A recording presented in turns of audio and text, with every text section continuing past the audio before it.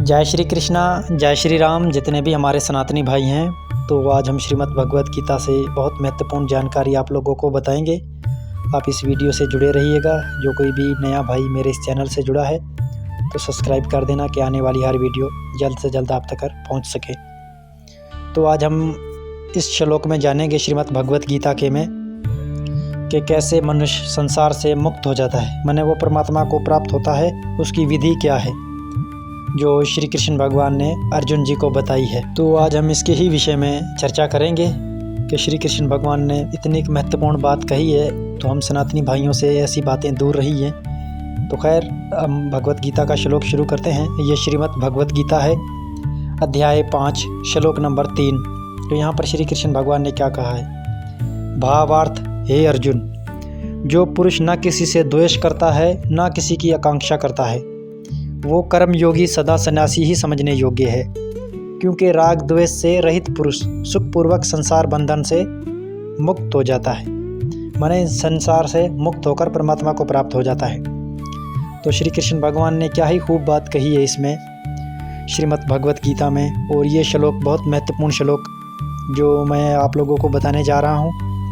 अब हम इस श्लोक की गहराई से चर्चा करेंगे, जो आप सनातनी भाइयों से जल्द आसानी में समझवा सके। तो श्री कृष्ण भगवान ने क्या कहा है? जो पुरुष ना किसी से द्वेष करता है, यानी कि किसी से, जो इंसान किसी से जलता नहीं है, यानी कि हम किसी की कामयाबी देखकर जलने लगते हैं तो कभी भी परमात्मा को प्राप्त नहीं होंगे।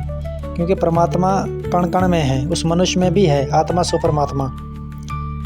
यानी कि जो पुरुष किसी से ना द्वेष करता है, यानी कि किसी से हमें द्वेष नहीं करना चाहिए, किसी से हमें जलना नहीं चाहिए। चाहे उसके पास गाड़ी हो, बंगला हो, हमें उससे जलन नहीं रखनी चाहिए, और ना ही किसी से द्वेष करना चाहिए, और ना ही किसी की आशा करनी चाहिए। यानी कि जो पुरुष ना किसी से द्वेष करता है, ना कि किसी की आकांक्षा करता है, यानी कि किसी चीज़ की भी आशा नहीं करता कि हाँ उसके पास गाड़ी है तो मेरे पास भी होनी चाहिए, उसके पास घर है तो मेरे पास भी होना चाहिए।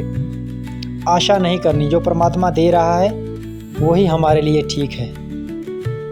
तो इसीलिए हमें किसी से द्वेष भी नहीं करनी चाहिए, किसी की आकांक्षा भी नहीं करनी चाहिए, यानी किसी की कामना भी नहीं करनी चाहिए, और ना किसी की आशा भी करनी चाहिए, यानी किसी चीज़ की इच्छा नहीं रखनी चाहिए कि मुझे ये चीज़ प्राप्त हो। वो कर्म योगी, यानी कि उसे कहा है श्री कृष्ण भगवान ने कर्म योगी, वो कर्म योगी सदा सन्यासी ही समझने योग्य।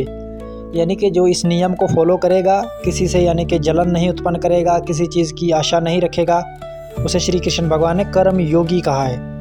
योगी की परिभाषा श्रीमद् भगवत गीता के 6वें अध्याय में विस्तार पूर्वक कही है। जब आप योगी की परिभाषा समझ जाओगे तो क्या ही बात है। वो कर्म योगी सदा सन्यासी ही समझने योग्य, यानी कि वो इंसान एक सन्यासी की तरह ही होता है। क्योंकि राग द्वेष से रहित पुरुष सुखपूर्वक संसार बंधन से मुक्त हो जाता है।